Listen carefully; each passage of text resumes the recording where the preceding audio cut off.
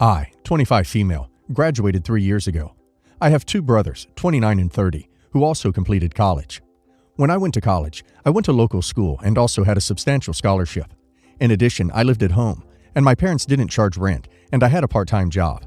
I got a really good fintech job straight out of school and graduated with no debt. My brothers both went to college out of state, somewhere more prestigious.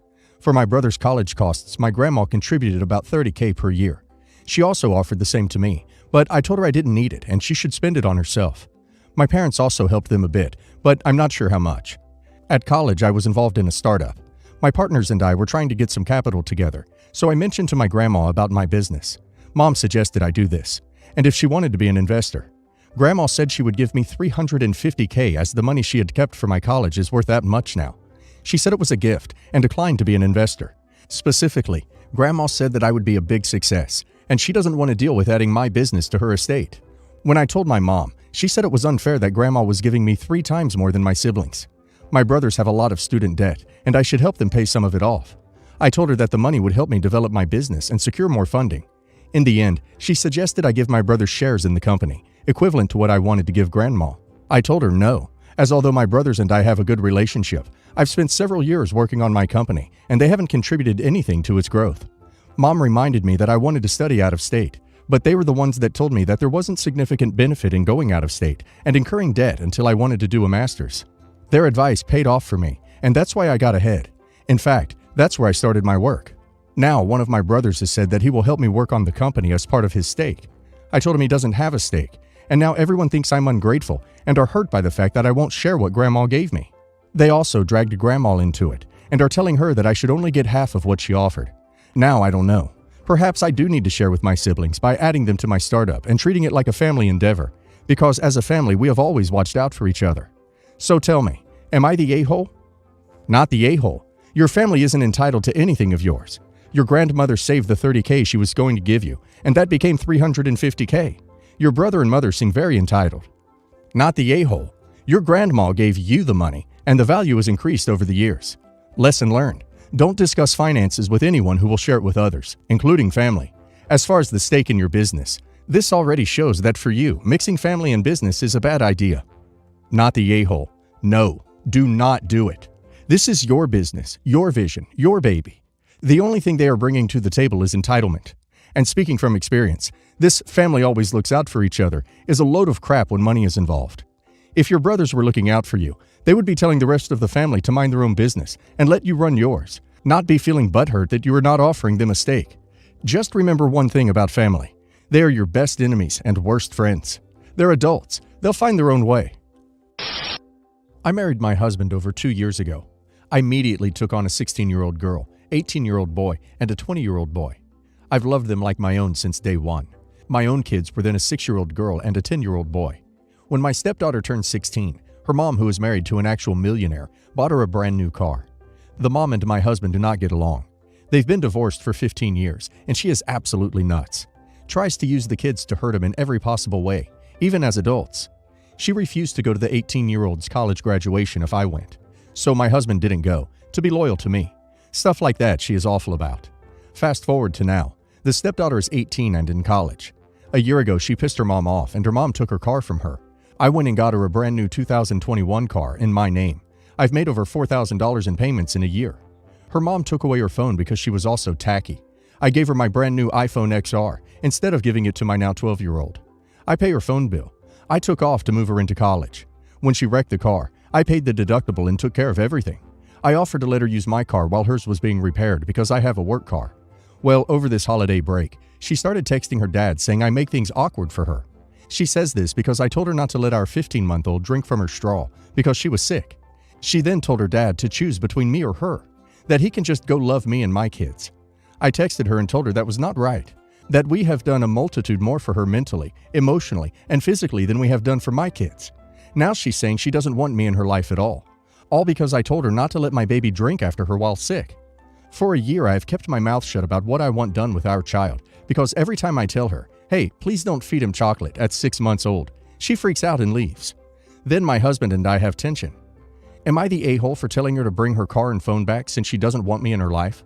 Her dad cannot get the car in his name because he has had to take out so many loans for her for school, because her mom refused to let her claim herself on taxes, so she doesn't qualify because of her stepdad's income. Not the a-hole. This sounds awful, and I'm so sorry you do so much, only to get so little respect. Why is your husband then mad at you after she storms out? He is literally the middleman here and should act like one. Stop enabling his daughter and tell her to start respecting you like you do her. I feel like you're bearing the brunt of it all while your husband keeps quiet in order to remain the cool parent. And this is what happens when a child is raised getting everything they want every single time. It's about time she had to suffer some consequences of her behavior. Not the a-hole. Not the a-hole for taking the car and phone back, but reread your post. You've prioritized your stepdaughter over your own kids multiple times. I absolutely loathe when moms or dads get married, inherit stepkids, and then bend over backwards for them while forgetting their own kids. I'm not saying that's what you are doing, but this post is giving those vibes. You bought an 18-year-old a brand new car because she did something so crappy to her mom that her other car was taken away. You gave her a brand new phone, again because her mom took hers away. Is this some weird competition with the ex, or are you trying to buy your stepdaughter's affection? Personally, I'd back way off and try to maintain a cordial relationship with her, as that's what she seems to want.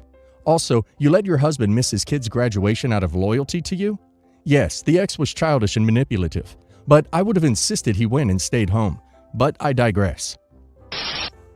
I, male 39, have 2 daughters with my ex-wife, Jenny, female 39, and we have 50-50 custody, so the kids, Lily, female 16, and Hannah, female 14, live with me half of the time, and with their mom the other half. Jenny and I went through a nasty divorce, so we don't talk to each other except once in a great while through text if there's an issue with the girls, but it usually ends up with us arguing in the end. This past weekend, Lily was out with friends, and called me around 8 and said her mom asked her to meet up with her and a friend to have pizza and hang out for a bit, because the place they were at does trivia on Friday nights. I told her that's fine, but be home by 10. At about 9:45, I called to remind her that she needed to be home by 10. She said their pizza had just gotten to them, and she would be home in a few minutes. 10 o'clock hits, and she isn't home, so by now I am pretty frustrated, and admittedly, I lose my temper a bit. But her mom knows when I say 10, I mean 10, not 10:05, not 10:02. So I called Lily and said, "Where the duck are you at? It's 10 o'clock. I told you to be home." She said our pizza came late and Mom asked if I could drop her and Nikki, Mom's friend, off at home because they had a couple drinks during dinner. I said, "I don't give a duck. You aren't your mom's designated driver. Now get your butt home."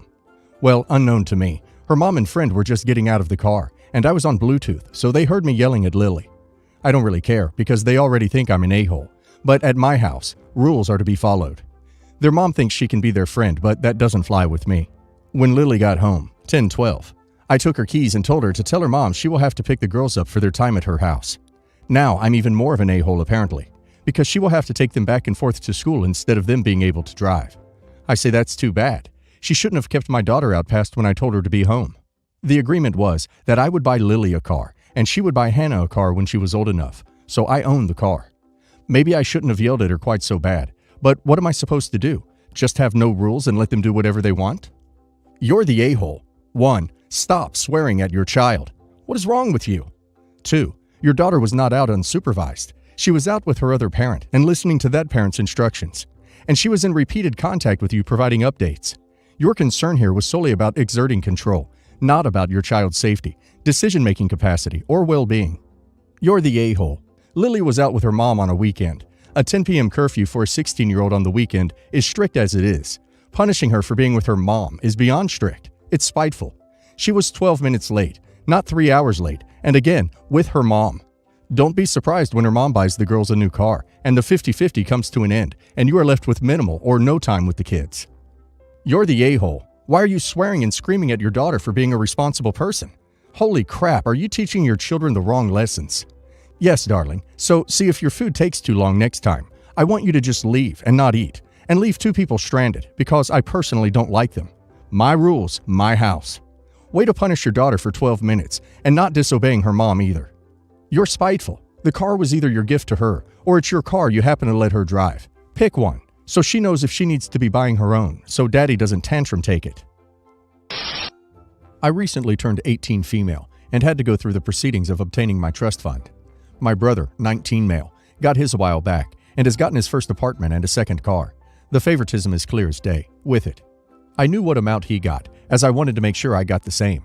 He even clarified that just before he moved his whole trust fund, Father added an additional 8% to it. I got my information in the mail and spoke with the bank. I come to find out that my trust fund is 12% less than my brother's, which is a significant difference. I told my brother about this, and he said that's bizarre, and maybe there was an error on our father's behalf. I go to my father and show him mine versus my brother's. He just says, I added more to your brother's, as he knew what he wanted to do with it, and that you were just going to be irresponsible. Which is incorrect, as I planned what I was going to do with it. And his point doesn't stand, as my brother is more irresponsible. He just does it in a discreet manner and is his golden boy. He said, as it is my senior year, I shouldn't get carried away. I informed him that I wanted to get my apartment at the start of spring. He didn't care. Then I told him that I needed it, and he's still ruining my plans for the summer coming up. He just told me to suck it up and said he was busy now.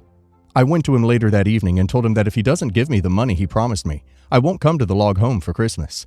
He told me that if I lived under his roof, I didn't have a choice. I proceeded to tell him that I will go move out now so I don't have to come. He gave up and told me that he will add the additional amount if I just give him some peace for the rest of my curriculum year. Yet later that evening, my mother was upset with me and told me that I was causing immense trouble again.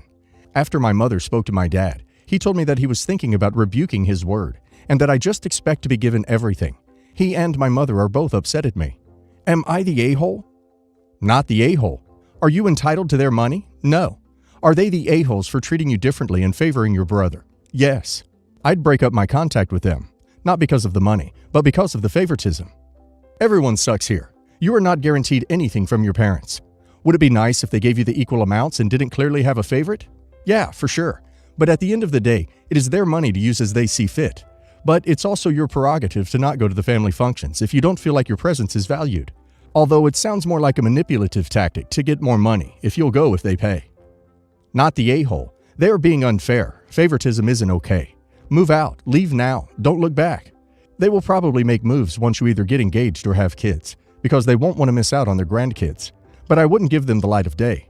A 12% difference would be massive for a trust fund if it can afford an apartment and a car. So yeah, that ain't cool. People saying you aren't entitled to the money, they're right. But you are entitled to fairness and family. Favoritism is crap no matter what. So there I am in the labor room with my wife who just pushed out our first baby. Strong little boy. And I begin calling my mother to tell her the good news. She didn't pick up. Found out she was in the shower. I then call my in-laws to tell them. And I then messaged my siblings and cousins to spread the good news and get back to baby and mama ASAP. The birth was very difficult, but we made it and I'm so happy. I notice my mom hasn't called back or read my messages. Soon after, I get a message from my sister saying I need to speak to my mom as she's really angry at me. I call her back and she unleashes a barrage of insults and threats to sever relations, and expressing how angry she is for finding out via one of her sisters that we've had the baby. I told her I'm so sorry and that given the difficulty of the situation, I just wanted to send a mass message to everyone after trying to call her. She wasn't having it and broke down on the phone saying she shares no happiness in this event, etc. I break down crying, thinking why is this moment completely ruined? My wife was there with the baby crying and seeing me reduced to tears on my knees wishing mom would understand I didn't do anything wrong. Siblings are all taking her side, saying I shouldn't have told anyone until mom picked up or was available to pick up the phone.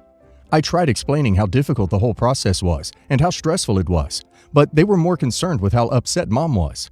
Am I the a-hole? I'm having serious issues because of this, and I don't know if what I did was wrong. I'm more upset that nobody is trying to understand my circumstances, and I just wanted to spread the news, nothing malicious. Also worth noting, when our father was rushed to the hospital due to a burst ulcer and terminal cancer, nobody told me, and I was told to let go of that anger. Not the a-hole. She's making this about her. You really need to stop some of this contact with your family, because it's unhealthy. If you cry because she is angry, and you try explaining this isn't your fault, you should not be talking to her too much, or at all, until you have enough strength. And right now, with a kid, this isn't a priority. Take care of your family, mute or block your mother and siblings, and seek therapy. In a month or two, when things are less overwhelming, try again to talk to them. But remember that your mother will lose her crap because she is this kind of person. Not the a-hole. I think you need to go no contact with them because your side of the family appears to be toxic. You and your wife should be enjoying and being happy about the birth of your first child, not crying over your mother's ridiculousness. Not the a-hole. Your mother is manipulative. The birth of your child is a special moment for your wife and you. You and your wife decide how to share this. That's none of your mother's business. You called her and she didn't answer the phone. Too bad for her.